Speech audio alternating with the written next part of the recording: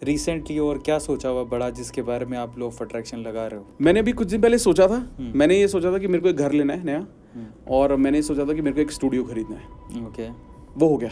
अरे अमेजिंग, ठीक है, तो I am just thank you. तो मैं am just shifting to my house and by the next month the studio will be ready. तो ये मेरी बहुत बड़ा सपना था मेरा कि ये होगा ज़रूर, क्योंकि अब तक हमारी टीम सारी की सारी वर्क फ्रॉम होम है हमेशा से। ओके, ठीक है, तो पहली बार उनको बोला गया कि आ जाओ सब साथ में काम करेंगे हम।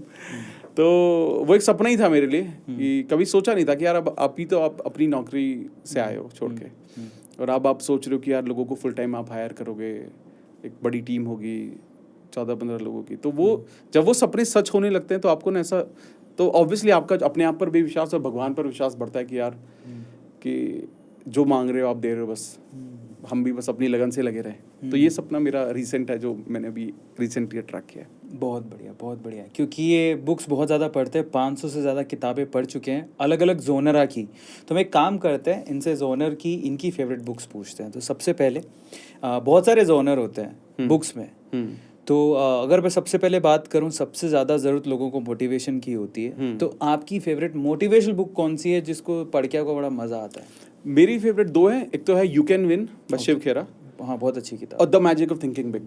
बढ़िया, बहुत पुरानी और इनसे बेहतरीन किताब मोटिवेशन पे आई नहीं है। तो शिव खेड़ा जी की किताब तो मैंने पढ़ी, उनसे पर्सनली मिलने का मौका मिला था मुझे।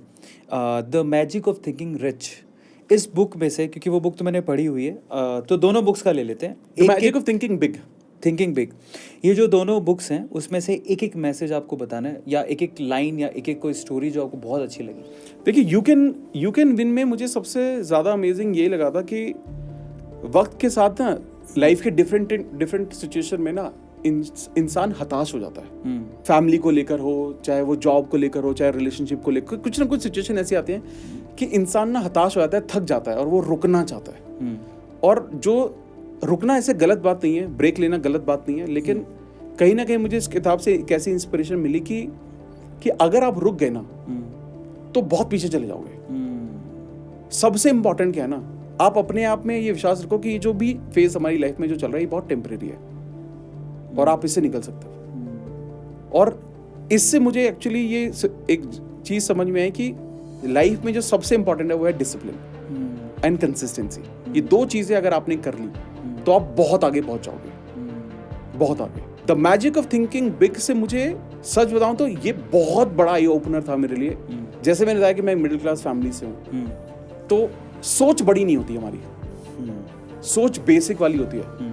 इस किताब से मुझे वो सोच मिली कि मैं ये सारी चीजें कर सकता हूँ, मैं बड़ा घर ले सकता हूँ, मैं अमीर बन सकता हूँ, मैं बहुत सारे लोगों को मदद कर सकता हूँ, मैं अच्छा बोल सकता हूँ, मैं लाखों लोगों के सामने बोल सकता हूँ। तो ये सारी चीजें जो मुझे एनर्जी मिली ना, the magic of thinking big से मिली, बिकॉज उसमें बताया गया कि अगर सोचना ही है तो बड़ा क्यों नहीं सोच लेते। ट्रू, सोच ही रहे हो ना, थोड़ा क्यों सोच रहे हो, बड़ा सोच के क्यों नहीं देख लेते।